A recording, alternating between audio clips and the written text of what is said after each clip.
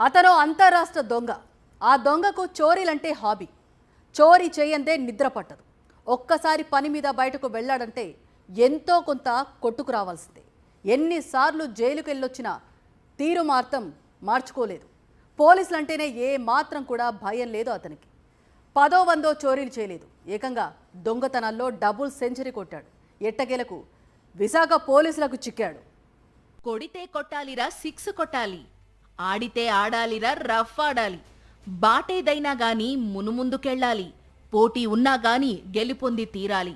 ఠాగూర్ సినిమాలో ఈ పాటను బాగా ఇన్స్పైర్గా తీసుకున్నట్టున్నాడు ఇతడు. తాను ఎంచుకున్న తప్పుడు మార్గంలో వెనుతిరగకుండా ముందుకెళ్లిపోయాడు. దొంగతనాల్లో ఏకంగా డబుల్ సెంచరీ చేశాడు. ఇతని పేరు మహమ్మద్ సలీం ఖురేషి. ఉండేది హైదరాబాద్లోని అత్తాపూర్లో.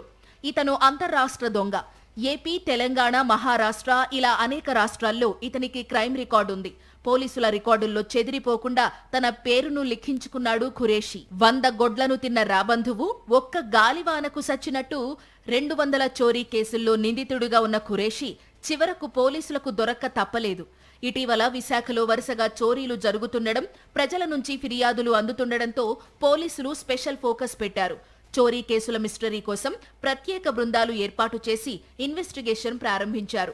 100 సీసీ కెమెరాలు జల్లెడ పట్టారు. టెక్నాలజీ సైతం వినియోగించడంతో ఖురేషి దొరక్క తప్పలేదు. మొదట్లో ఏదో సాదాసీదా దొంగ అని అనుకున్నారు విశాఖ పోలీసులు. లోతైన విచారణ చేస్తే గాని మనోడి హిస్టరీ బయటపడలేదు.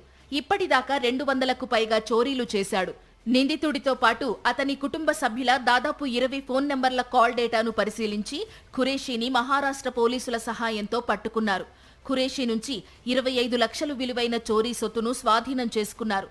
దొంగతనాలకు వినియోగించిన కారును మహారాష్ట్రలోని పర్బానీ జిల్లాలో సీజ్ చేశారు.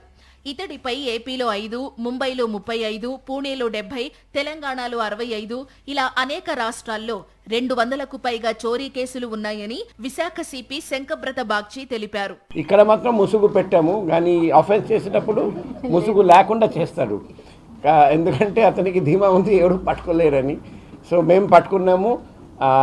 ఏమో వచ్చేసి డైరెక్ట్గా ప్రవేశించి లాక్ బ్రేక్ చేసి దొంగలించి మళ్ళీ అదే రూట్లో వెళ్ళిపోతారు. ప్రికాషన్స్ ఎక్కువ తీసుకోరు. ఓన్ కార్డ్ తెచ్చుకుంటారు, ఓన్ కార్డులో వస్తారు, ఆఫెన్స్ చేస్తారు, వెళ్ళిపోతారు. సో 200 పైగా ఆఫెన్స్ చేసిన వ్యక్తిని నేను ఎక్కువ సార్లు చూడలేదు. సో అందుకే నేను కూడా చూస్తున్నా, మీ అందరికీ కూడా చూపిస్తున్నా. లోపలికి వెళ్తారు, కొన్ని రోజులు ఉంటారు, బయటికి వస్తారు, మళ్ళీ ఆఫెన్స్ చేస్తారు. అతనికి జైలు వెళ్ళడం అంటే ఎటువంటి భయం లేదు. ఆఫెన్స్ చేయడం అంటే ఎటువంటి దిగులు పడరు. సో కాబట్టి అంటే ప్రొఫెషనల్ క్రిమినల్ అంటే ఒక నిదర్శనం మనం అనుకోవచ్చు.